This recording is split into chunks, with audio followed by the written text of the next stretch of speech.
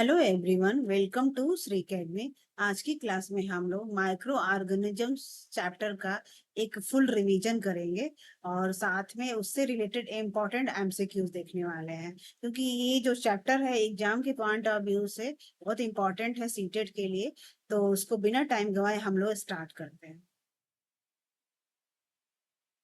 तो सबसे पहले हम लोग देख लेते हैं कि व्हाट आर माइक्रो ऑर्गेनिजम्स, सूक्ष्म जीव क्या है। तो ऐसे जीव जिन्हें हम नंगी आंखों से नहीं देख सकते हैं, उनको हम बोलते हैं माइक्रो ऑर्गेनिजम्स, क्योंकि ये बहुत छोटे होते हैं। तो इसीलिए हमें अपने आंखों से, नंगी आंखों से नहीं दिखते हैं। इसमें मेनली जो टाइप्स होते हैं, 4 टाइप्स के होते हैं माइक्रो ऑर्गेनिजम्स। बैक्टीरिया होता है, फंगी होता है, प्रोटोजोआ होता है और एल्गी होता है। वायरस क्या होता है ये भी हम लोग देख लेते हैं, क्योंकि ये भी एक टाइप का ही माइक्रो ऑर्गेनिजम्स ही होता है। तो microscopic but different reproduces only inside the host cell. मतलब ये क्या होता है, जो वायरस होता है जो बाहर रहता है तब तो ये कुछ एक्टिविटी नहीं करता, लेकिन जैसे ह्यूमन बॉडी में या सेल के अंदर एंटर करता है तब ये अपना काम करने लगता है। तो इसीलिए इसको हम बोलते हैं परपोषी, कोशिका के अंदर ही प्रजनन करते हैं और फाइनली अपनी एक्टिविटी को ये करते हैं। तो वायरस के बारे में हमने देखा, एक अलग टाइप का ही माइक्रो ऑर्गेनिजम्स में आता है। ठीक है, तो मेनली जो टाइप्स होते हैं 4 टाइप्स के होते हैं और जो पांचवा टाइप है वो वायरस होता है। और वायरस जो होता है ह्यूमन बॉडी में जब सेल के कांटेक्ट में आता है तभी एक्टिविटी करता है, और जब तक ये कांटेक्ट में नहीं आता है तब तक ये निर्जीव होता है। अब हम लोग देखते हैं कि माइक्रोब्स एज फ्रेंड। तो जो ये सूक्ष्म जीव होते हैं एज ए फ्रेंड भी काम करते हैं और एज ए ये क्या बोलते हैं, शत्रु की तरह से भी काम करते हैं। तो अभी जो हम डिस्कस करने वाले हैं कि माइक्रोब्स एज फ्रेंड, सूक्ष्म जीव जो हमारे लिए एज ए फ्रेंडली वर्क करते हैं हमारे हेल्थ के पॉइंट ऑफ व्यू से। इनका यूज दवाओं में होता है, एंटीबायोटिक्स बनाने में होता है, कृषि के फील्ड में भी होता है और इन्वायरमेंट में भी। ये जो सूक्ष्म जीव होते हैं, माइक्रोब्स होते हैं, एज ए फ्रेंड एक्ट करते हैं। तो ये कहाँ पे ऐसे काम करते हैं और कौन कौन से ऐसे सूक्ष्म जीव हैं, इनके बारे में अब हम लोग यहाँ पे डिस्कस करने वाले हैं। तो देखिए, भोजन में हम लोग जो दही यूज करते हैं, तो दही में क्या है, लैक्टोबैसिलस से जो क्या होता है दही बनता है। ठीक है, लैक्टोबैसिलस से दही। और इससे जो हम क्या, ब्रेड, केक, शराब, इडली, डोसा का जो किण्वन होता है, ये क्या है, ये जो होता है वो एक सूक्ष्म जीव जो होता है लैक्टोबैसिलस, यहाँ पे क्या है, माइक्रोब्स की तरह से काम करते हैं। इससे दही भी बनता है। ईस्ट जो होता है ये भी माइक्रोब्स होता है, जैसे ब्रेड, केक, शराब, इडली। और जो डोसे का जो फर्मेंटेशन होता है ये सब होता है। ठीक है, तो यहाँ पे इस हमने देखा कि जो लैक्टोबैसिलस है वो एज ए फ्रेंड वर्क कर रहा है। और हम जानते हैं कि जो दही होता है प्रीबायोटिक होता है, हमारे गट हेल्थ के लिए बहुत अच्छा होता है। तो इस तरह से हम लोग देख रहे हैं कि ये माइक्रोब्स हमारे लिए, हमारे हेल्थ के पॉइंट ऑफ व्यू से बहुत अच्छे होते हैं।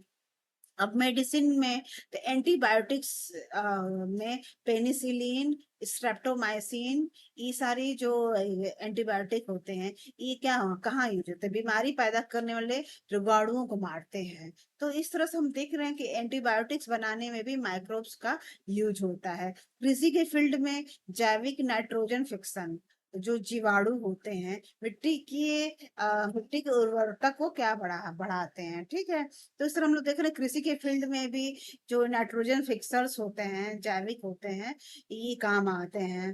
ठीक है, इन्वायरमेंट में हम देखते हैं, इन्वायरमेंट में क्या होता है, अपघटक डिकम्पोजर्स, मृत पदार्थों को सड़ाकर जो वायुमंडल को साफ करते हैं उनको हम क्या बोलते हैं, डिकम्पोजर्स बोलते हैं। और जो ये डिकम्पोजर्स होते हैं ये इन्वायरमेंट को क्लीन करने में क्लीन भी करते हैं, हमें बीमारियों से बचाते हैं। तो ये जो डिकम्पोजर्स होते हैं ये भी माइक्रोब्स ही होते हैं। ठीक है, अदरवाइज चीजें इन्वायरमेंट में सड़ेंगी फिर बीमारियां क्रिएट करेंगी और लोगों को बीमार करेंगी। तो इस तरह हमने देखा कि जो माइक्रोब्स हैं वो एज ए फ्रेंड वर्क करते हैं। इनके बारे में हमने अभी डिस्कस कर लिया। हम microbes as a food disease matrix, मतलब ऐसे माइक्रोब्स जो बीमारियां क्रिएट करते हैं, जिनको हम शत्रु सूक्ष्म जीव भी बोलते हैं। अब इनकी जो रोग तालिका है इसको भी देख लेते हैं। कई बार इनसे रिलेटेड हर साल मैंने देखा इस डेट में क्वेश्चन पूछ लिए जाते हैं कि ये जैसे ट्यूबरकुलोसिस है तो किसकी वजह से है, तो ये बैक्टीरिया की वजह से होता है, ये प्रोटोजोआ, ये फंगस। तो अगर आपने ये पूरा आपको ये लिस्ट याद है तो आप समझ जाओगे कि हाँ, ये जो ट्यूबरकुलोसिस में जो माइक्रोब्स होते हैं वो कौन से होते हैं, बैक्टीरिया होते हैं। ठीक है, जैसे पोलियो कौन से किससे होता है, तो क्या है आप ये भी हम समझ जाते हैं। मलेरिया किससे होता है, प्रोटोजोआ की वजह से होता है। जो रस्ट ऑफ व्हीट है जो बीमारी होती है वो किसकी वजह से, फंगल की वजह से होता है। तो ये पूरा आपको ये जो लिस्ट है ना ये बहुत इंपॉर्टेंट है, हर साल इससे एक नंबर क्वेश्चन जरूर आता है। तो इसको पूरा आप लोग देख लीजिएगा। एक बार हम लोग यहाँ पे डिस्कस कर, ट्यूबरकुलोसिस जो टीबी होता है इसका, ये बैक्टीरिया से रिलेटेड जो बीमारी है इनके बारे में हम डिस्कस कर रहे हैं। कॉलरा है, टाइफाइड है, एंथ्रेक्स है, और सिट्रस कैंकर है, नींबू कैंकर है, जो प्लांट्स में बीमारी होती है। ये सब किसकी वजह से, बैक्टीरियल बीमारियां हैं। ठीक है, जीवाणु जनित है। अब हम लोग देख लेते हैं वायरल, विषाणु जनित। ठीक है, तो विषाणु जनित में जो हम देख रहे हैं कि मीजल्स है, चिकन पॉक्स है, पोलियो है, हेपेटाइटिस ए है, फुट एंड माउथ की जो एक ये कैटल में जो बीमारियां होती हैं, ये येलो वेन मोएसिक जो भिंडी की पित प्लांट्स में बीमारी पाई जाती है, ये क्या होता है, विषाणु जनित होता है। ठीक है, प्रोटोजोआ जनित जो बीमारी हम देखेंगे इसमें डिसेंट्री और मलेरिया होता है। ठीक है, फंगल रिलेटेड जो बीमारी होती है, जैसे रस्ट ऑफ वीट हमें देखने को मिलता है, ये फंगल जनित बीमारी है। ठीक है, तो ये हमने एक लिस्ट देखी है।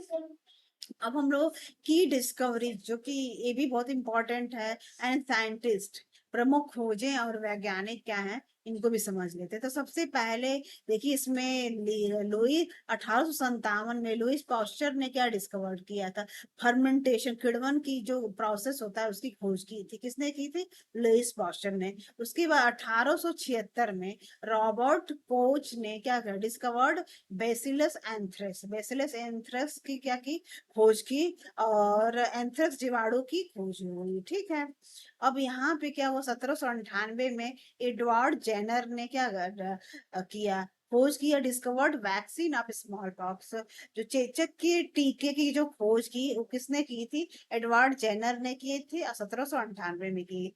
और 1969 में आर एच विटकर ने प्रपोज्ड 5 किंगडम क्लासिफिकेशन, 5 जगत जो वर्गीकरण हमने देखा ना, फंगल, बैक्टीरिया, वायरस, प्रोटोजोआ, ये जो ये 5 किंगडम क्लासिफिकेशन बोला जाता है, इसकी खोज किसने की थी, आर एच विटकर ने की थी, और 1969 की बात है। जैसे यहाँ पे लिखा हुआ है, देखिए आप ध्यान से देखेंगे कि मोनेरा, प्रोटाई, प्रोटिस्टा, फंगी, मोनिटी, एनिमिलिया। तो ये जो 5 किंगडम है ये इसके नाम भी आपको पता नहीं चाहिए। तो यहाँ पे ये बताया गया है। अब हम लोग इससे रिलेटेड जो इम्पोर्टेंट चीजें थी, थ्योरी थी, वो तो हमने सेक्शन कवर कर लिया है। और मेनली हम लोग इस पे 15 इम्पोर्टेंट एमसीक्यूज इस चैप्टर के देखने वाले हैं। तो विच, पहला क्वेश्चन स्टार्ट करते हैं, which of the following micro organisms reduces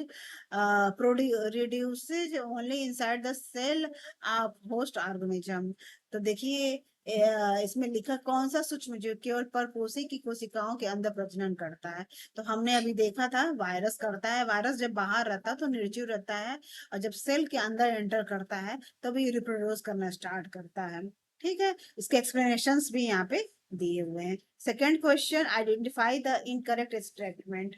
ठीक है, तो यहाँ पे लिखा है bacteria, fungi, protozoa, algae are major groups.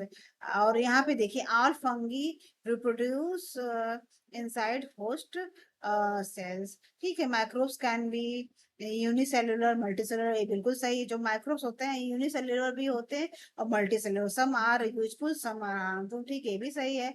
और जो all fungi reproduce inside host cell, ये गलत है, आंसर विल बी। बाकी बैक्टीरिया, फंगी, प्रोटोजोआ, एल्गी और मेजर ग्रुप्स है। ये हमने देखा कि 4 टाइप्स के जो मेजर ग्रुप्स थे, जो क्लासिफिकेशन था ये होता है। ठीक है, Next question, the process of conversion of sugar into alcohol by yeast is known as, क्या बोला जाता है इसको, फर्मेंटेशन प्रोसेस बोलते हैं, ठीक है। इसकी खोज किसने की थी? लुइस पास्चर ने 1857 में की थी, ठीक है। Next question, which of the following is a biological nitrogen fiction found in soil?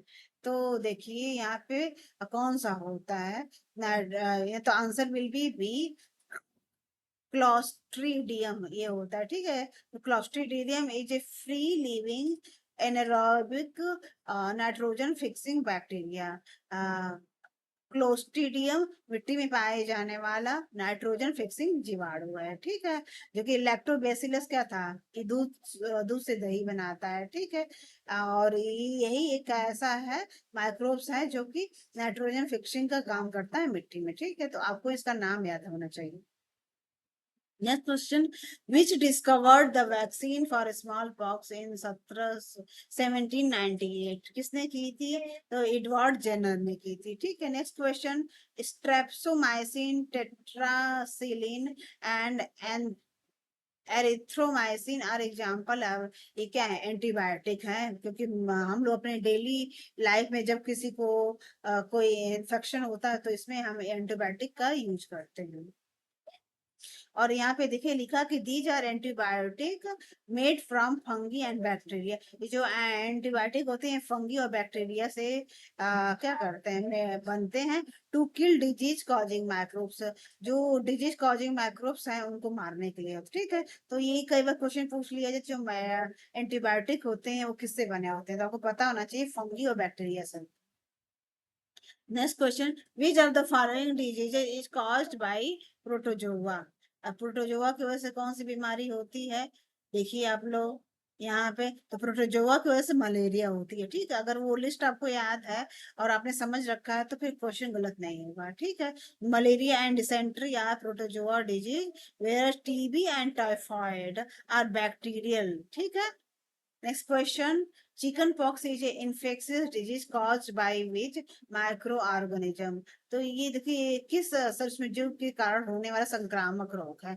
Chicken pox, तो देखो वायरस की वजह से होता है, ठीक है। तो chicken pox is caused by the varicella zoster virus. Match the disease. Cholera is caused by, हैजा किसके कारण होता है? तो ये क्या है? विब्रियो कॉलेरा, ठीक है। आंसर विल बी क्या है? देखिए cholera is a highly communicable bacterial disease caused by vibrio cholera, ठीक है। तो किसके कारण होता है? तो इसमें विब्रियो कॉलेरा को, ये सब ठीक है। Anthrax is a dangerous disease affecting humans and cattle. It is caused by, anthrax क्या है? एक खतरनाक बीमारी है जो मनुष्य और मवेशियों को प्रभावित कर, किसके कारण से हो जाती है? ये बैक्टीरियम, ठीक है। Cause by bacillus anthrax, a bacterial bacterium discovered by Robert Koch ने इसकी खोज की थी, ये ठीक है। यह बेसिलस एंथ्रेसिस जीवाणु के कारण होती है, ठीक है। तो ये जो जीवाणु बैक्टीरियम की वजह से होता है, ठीक है।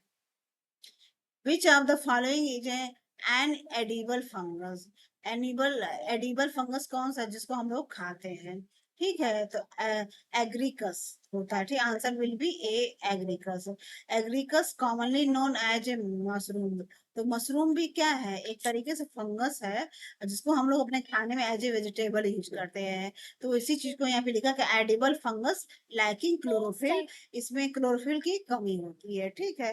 Next question, 12th number question, the disease rust of wheat in plant is caused by, ये किसके कारण से होता है? ये फंगी की वजह से होता है। Rust of wheat is a fungal disease transmitted through air and seeds, air और सीड्स की वजह से होता है, ठीक है। Next question, what is a saprotrophic nutrition? मृत परजीवी पोषण क्या होता है? तो देखिए इसका answer will be C, obtaining nutrients from dead decaying matter.